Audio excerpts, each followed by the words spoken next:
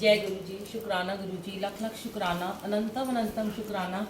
मैं आज बड़ी खुश हूँ कि आज मुझे गुरु हरकिशन नगर में पहली बार सेवा का मौका मिला है, क्योंकि मैं हमेशा हम मियाँवली में रहते हैं और हमें गुरु जी बड़ी दूर दूर भेज देते हैं।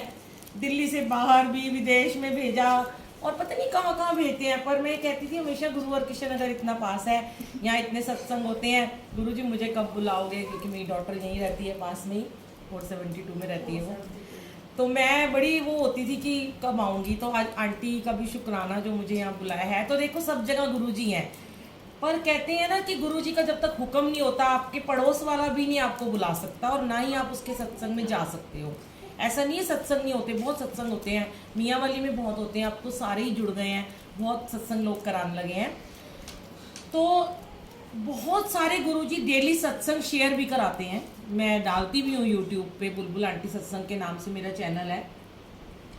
पर जो गुरुजी आज सच में आते ही, मैं आपको सच्ची बताऊँ ना कि जो आप लोग सच में सोफे ढूंढते हो और ये बेड ढूंढते हो ना, आप कभी भी ऐसे ठीक नहीं हो सकते हो।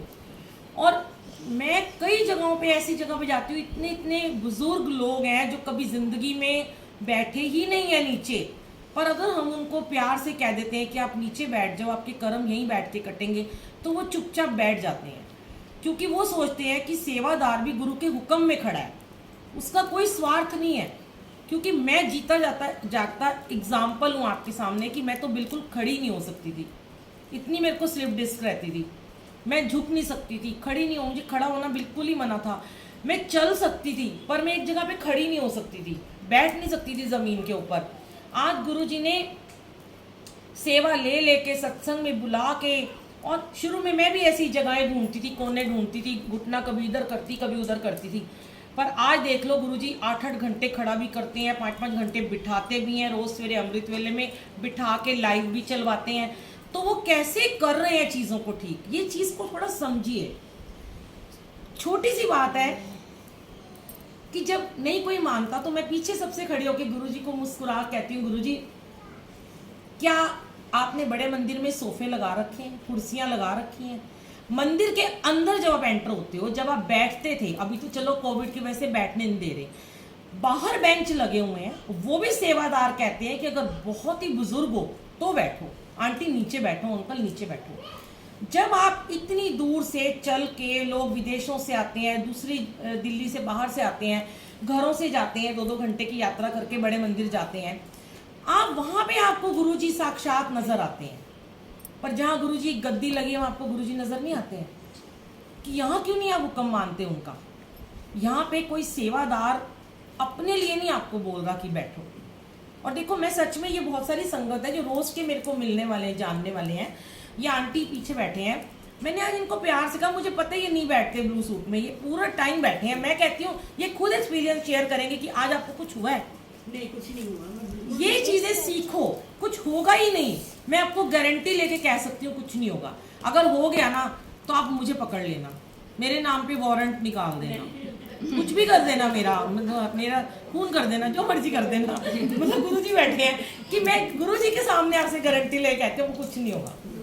प्लीज गुरुजी के सामने औकात नहीं है। देखो अब घर भगवान ने इन्हें बहुत बड़ा दिया, बड़े बड़े सोफे दिए, पर बेचारे कहाँ इतने बड़े बड़े सोफे बाहर निकालेंगी, तो ड्राइंग रूम में ही तो रखेंगे ना वो सोफा। अब ड्राइंग रूम में सोफा एक गुरुजी का लग गया, ये सोफा लगाया क्या मुझे, मैं हर बार एक ही बात शेयर करती हूँ। आज यहाँ पे समझ लो 40-50 लोग बैठे हैं, ठीक है, इस सोफे पे 2 बैठ सकते हैं, उस पे 3 बैठ सकते हैं, तो क्या इस 50 में से सिर्फ ये 5 ही वीआईपी हैं जो सोफे में बैठेंगे? अगर यहाँ पे पलंग ना होता, अगर और सोफा ना होता तो क्या करते? घर वापस चले जाते आप लोग। मन मार के भी यहाँ बैठना पड़ता, मुड़ा ही नहीं है भाई, कुछ कुर्सी नहीं है तो क्या करूंगी मैं? अब सत्संग में आई हूँ, वापस तो मैं जाऊंगी नहीं, क्योंकि मालिक नाराज हो जाएंगे, हुक्म से आई हूँ मैं, उनके हुक्म के बिना मैं जाऊंगी नहीं, तो मुझे बैठना पड़ेगा। इसीलिए गुरुद्वारे मंदिरों में कहीं पे भी आपको कुर्सियां नजर नहीं आएंगी। और सबसे बड़ी बात, फोन बंद कर दीजिए, नहीं करते, यहाँ से साइलेंट करके आया करो अंदर। जब भी सत्संग हम शेयर करते हैं फोन बजता है लोगों का, साइलेंट कर दो, क्या हो जाएगा? 2 घंटे आपका फोन नहीं आएगा, कुछ भी नहीं होगा, आपका कोई नुकसान नहीं होगा।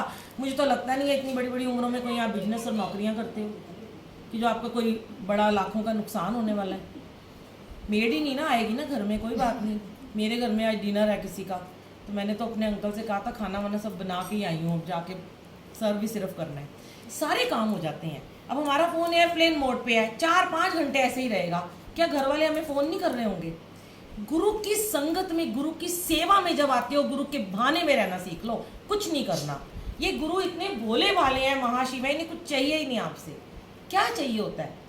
आपका कीमती समय। अब आंटियां देखो तिलक लगा रखे थे, एक सत्संग से आई है, दूसरे में आई है, कितना आपने टाइम निकाला, कितने ब्लेस्ड हो, 2-2 सत्संग अटेंड कर रहे हो, है ना, लेकिन फिर भी अपने कर्म बढ़ा रहे हो।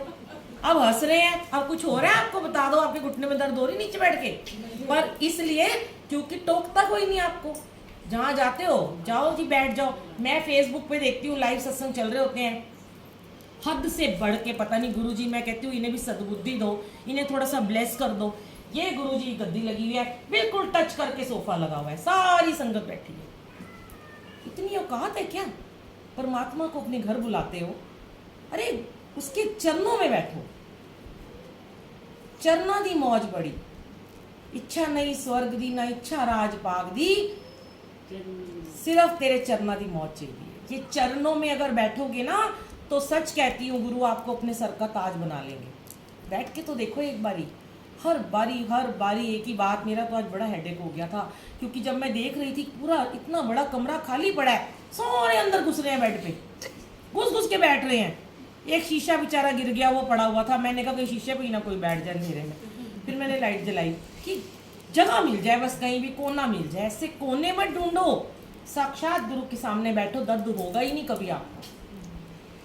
ये आंटी भी शुरू में ऊपर बैठती थी, है ना, आज नीचे बैठी हैं। हमारे घर आप कभी भी सत्संग में आओगे ना, मंथली सत्संग में 100-150 संगत होती है, पहले तो 2-2, 250-250 होती थी, कोई नहीं बैठता ऊपर। हाँ, जो दूसरे जगह कम थी, BC7 में, अब मैं AB23 में चली गई हूँ, तो वहाँ पे रूम्स थे तो बेड लगे थे तो जगह नहीं थी। अब ये रूम बड़ा है तो मैं तो सबको ड्राइंग रूम में ही बिठाया था, एक ही सोफा लगा है, क्योंकि गुरुजी का कमरा मेरा अलग है, गद्दी अलग लगी है, तो इसलिए बाहर 2-3 मूड़ों पे लोग बैठ गए, वरना हमारे गुरुजी के कमरे में कोई मूड़ा नहीं, कोई कुछ नहीं है जहाँ गद्दी लगी होती है। तो मालिक का रुतबा, गुरु का रुतबा सबसे ऊंचा, इसकी कृपा का पार नहीं, इसकी कृपा का कोई पार ही नहीं है। इनका रुतबा इतना ऊंचा है कि इसके बहाने में बस चलना सीख लो और आपको कुछ करना ही नहीं है। ये लंगर प्रसाद जो आपको मिलता है, इसका एक दाना नहीं छोड़ना होता, सीख रहे हैं धीरे धीरे लोग खाना। कुछ लोग फिर भी छोड़ देते हैं, कोई मटर छोड़ देता है, कोई कुछ भी छोड़ देता है। और वैसे तो बहुत सारी चीज़ें हैं जो गुरुजी कहते हैं शेयर किया करो। रोज़ एक अलग ही संगत होती है जो शायद फर्स्ट टाइम आते हैं, और मैंने देखा यहाँ इतनी संगत है, सत्संग में जाते हैं, पर वो अक्सर मुझे यूट्यूब से मैसेज आते हैं, फेसबुक से, वो ये कहते हैं आंटी हमें तो कभी किसी ने टोका ही नहीं है, हमें तो कोई नहीं कुछ कहता, हम तो जो मर्जी करते हैं। आप तो फ़ोन भी नहीं चलाने देते हो, आप तो जरा सा बात करने से ही बोल देते हो चुप हो जाओ। तो डिसिप्लिन तो गुरुजी को चाहिए ना। देखिए छोटी सी बात को समझिए, आप स्कूल में गए हो, ये स्कूल है हमारा, और ये हमारे टीचर हैं, प्रिंसिपल, जो भी आप समझ लो। अभी ये डॉक्टर बन जाएंगे जब आपको लंगर प्रसाद आएगा हाथ में। तो जब टीचर आके क्लास में बैठ जाते हैं, तो जो बच्चे शोर मचाते हैं उनको क्या किया जाता है? उन्हें बाहर खड़ा कर दिया जाता है क्लास से। जैसे यहाँ छोटे छोटे बच्चे शोर में, हमने कहा पीछे ले जाओ भाई, इनको डिस्टर्ब हो रहे हैं सारे। कोई बड़ा बंदा बात करेगा तो उसे यही कहा जाएगा कि आप बाहर जाके बात कर लो, क्योंकि उसे बाहर ही निकाला जाएगा, उसको पनिशमेंट ही मिलेगी। यहाँ तो सिर्फ इतनी सी पनिशमेंट है कि हाथ जोड़ के ये कहा जाता है फोन बाहर सुन लो फिर अंदर आ जाओ। पर क्लास में तो टीचर ऐसे नहीं करते ना, हाथ ऊपर करके खड़ा कर देते हैं पूरे पीरियड में, और तमाशा अलग से बनता है ना। और सबसे बड़ी बात, जो देर से आते हो सत्संग में, इतनी शेयर करती हूँ भाई, हमारे यहाँ की तो संगत सारी सुधर चुकी है। मैं तो साफ कहती हूँ, देर से आओगे दरवाज़ा बंद हो जाएगा, समय से पहले आओ। कोई बहुत ही मजबूरी हो, बच्चे का ऑफिस था चलो नहीं आ पाई, किसी को ऑफिस में जाना है वो ज़रूरी है, दुकान छोड़ के नहीं आ सकते वो ज़रूरी है, घर में बैठे हो फिर भी देर से आ रहे हो, और फिर देर से आते हो, फिर लास्ट में देर से आपको प्रसाद मिलता है, चाय प्रसाद मिलता है, फिर लंगर प्रसाद का टाइम हो जाता है, फिर गैप होता नहीं है, वही फिर पेट भर भर के खाना पड़ता है, फिर शिकायत करते हो इतना लंगर कैसे खाएंगे। इसीलिए गुरु ने अपनी एक मर्यादा बनाई है। अगर 3 बजे का समय दिया है तो 3 बजने में 10 मिनट पे गुरु जी का वेलकम करने के लिए खड़े हुआ कीजिए प्लीज।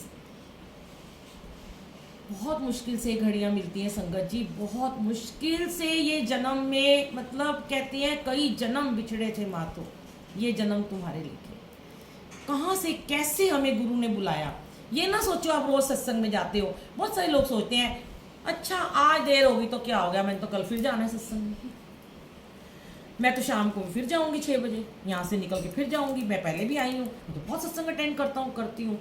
मैं दिन में देखो मैं 3 सत्संग अटेंड करके आई हूँ, क्या हो गया आधा घंटा वहाँ कम गुरबानी सुन ली, यहाँ ज़्यादा सुन ली। ऐसा नहीं होता। जरूरी नहीं है आपको 2 3 सत्संग में जाना है, जरूरी नहीं है आपको रोज ही सत्संग में जाना है। अगर आप वीकली भी सत्संग में जाते हो, टाइम निकालो, मर्यादा में जाओ, समय से जाओ, पूरे समय बैठो, पूरी ब्लेसिंग लो, पूरी गुरबानी का रस लो, गुरबानी सुनो। ये गुरबानी जो है ना हमारे जीवन को कहाँ से कहाँ ले जाती है, कर्मों को काटती है। और फिर हर बार एक ही बात शेयर करती हूँ कि जो जहाँ बैठता है वो उसको अपनी जगह पे ही बैठना चाहिए। जरा सा वो उठ के गया नहीं, उसकी टेक लगा लेते हैं फटाफट, चलो भी बैठ जाओ, पीठ सीधी कर लो। अरे भाई जहाँ बैठते हो वहाँ का एक ऑरा बनता है, धरती से एक पॉजिटिव ऊर्जा निकलती है, जो एनर्जी ये दे रहे हैं ना आपको, वो आसपास एक ऑरा बनाती है। फिर वो ऑरा हमारी बॉडी में जाता है, फिर आप उसी ऑरा को छोड़ के और दूसरा बंदा पता नहीं कौन से दुख, परेशानी, कलेश, नेगेटिविटी को लेके बैठा था, अपने कष्ट शेयर कर रहा था, गुरुजी मेरा ये नहीं हो रहा, मेरा वो नहीं हो रहा, और आप अपनी पॉजिटिविटी को छोड़ के उसकी नेगेटिव जगह पे जाके बैठ गए और वो आपकी पॉजिटिव जगह पे आके बैठ गया। क्या हासिल हुआ आपको? ये बातें आपको कोई नहीं बताएगा। ये छोटी छोटी बातें सिर्फ गुरुजी मुझे जो थॉट्स देते हैं ना, मेरा यहाँ का ताला खोल के वो मैं शेयर कर देती हूँ, फिर मैं भी भूल जाती हूँ। मैंने इसीलिए यूट्यूब पे डाल देती हूँ कि मैंने बोला क्या था थोड़ी देर पहले, वो वही बुलवाते हैं। और सच में लोग बोलते हैं कि आंटी आपके सत्संग जैसा कोई शेयर नहीं करता, क्योंकि हमें आंसर मिलते हैं। आप जब ध्यान लगा के सोचोगे ना, आपको मेरी एक भी बात गलत नहीं लगेगी। अगर गलत लगेगी ना तो यहीं पे छोड़ देना, जो अच्छा लगे उसे अपना लेना, जो बुरा लगे उसे जाने देना। कुछ भी गलत कहा हो तो मत मानना, लेकिन अगर एक बात भी आपको लगे सही है तो जब अगले सत्संग में जाओगे ना, उसको जरूर फॉलो करना। जब गुरुजी आपको उस समय 1000 गुना ब्लेसिंग देंगे ना, उस 1000 लाख गुना में से ना एक छोटा सा 1% मेरे को मिलेगा, जरूर मिलेगा, क्योंकि आपने वो कहना माना। और अपने आप को ऐसी संगत बनाओ कि गुरुजी देखे और बोले वाह क्या मेरी संगत है, मजा आ गया देख के, सुपर। गुरुजी को ये ना कहना पड़े कि मैं क्या करूं इनके लिए। देखो वो ध्यान में आके बैठ जाते हैं, 3 बजे का समय है, चरण लग गए, रंगोली बन गई, गुरुजी गद्दी लग गई, घर वाले सिर्फ खड़े हैं 2 बंदे, वो बैठे हैं, उन्होंने ध्यान लगा लिया, आप आ रहे हो, इधर हो रहे हो, उधर हो रहे हो, बातें कर रहे हो, सेवादार आपको बिठा रहे हैं, सब डिस्टर्ब भी तो होते हैं, तो गुरुजी का ध्यान भी तो भंग होता है। उस ध्यान की जो एनर्जी है वो मैं कहती हूँ। फिर लोग कहते हैं आंटी हम तो इतने सत्संग में जाते हैं, हम तो इतनी सेवा करते हैं, हम तो इतने अमृत वेले करते हैं, हमें ब्लेसिंग क्यों नहीं मिल रही, हमारा काम अधूरा क्यों है, हमारा काम पूरा क्यों नहीं हो रहा। आप जिस दिन ब्लेसिंग पूरी ले लोगे ना, आपको जिस दिन आपने सत्संग पूरा सुनना शुरू कर दिया, जिस दिन आपने नियम से अमृत वेला करना शुरू कर दिया, जिस दिन आपने सत्संग में पहले जाके हाजिरी लगा दी, अच्छे बच्चे बन गए, ओबीडियंट बच्चे बन गए, आपको ब्लेसिंग उसी दिन से मिलनी शुरू हो जाएगी। आपके सारे काम संपूर्ण ही हो जाएंगे, देख लेना, कोई नहीं अटकेगा फिर आपका काम, क्योंकि आप गुरुजी की एक अच्छी संगत कहलाने लायक बन जाओ, है ना। कुछ तो गलत बोला हो तो माफ़ करना गुरुजी, आपके दरबार में बैठ के कुछ जो बुलवाते हो, शुक्राना गुरुजी का।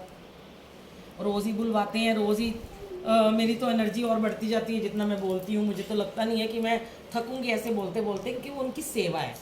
और सेवा मांगो, सत्संग में जाते हो, जितने भी लोगों ने अपनी मंडली बना रखी है, जो भी आप लोग शेयर करके सत्संग करते हो, तो मुझे ऐसा लगता है कि जो आप मंथली सत्संग करते हो, अगर 11-12 जितने भी लोग हैं, चेतना आंटी मेरे को लगता है हेड है, और पलक आंटी, सबको आना चाहिए। उस समय देखो मंथली सत्संग में कम से कम आप लोग जो 11-12 वो तो आओ ना, कितने आए हैं, 3-4 मुश्किल से 5 लोग हैं, तो वो तो आने चाहिए ना। जब आप कर रहे हो तो आदत डालो, सबको फोर्स करो, गुस्सा करो, कुछ नहीं कोई कहेगा। जब गुरु के बहाने में बैठते हो तो गुस्सा भी करना जायज है, क्योंकि वो आप उनको नियम में बनाओगे, नियम से उन्हें फॉलो करना सिखाओगे, और फिर एक दिन सारे सेवादार बन जाएंगे। फिर हमारे सेवादारों की जरूरत ही नहीं रहेगी। आप लोग खड़े होके खुद ही सत्संग शेयर करना, है ना। आंटी भी बड़ी मुश्किल से बैठी थी। चलो, जय गुरु जी, शुक्राना गुरु जी, लख लख शुक्राना, अनंतम शुक्राना। आंटी ने नया घर लिया।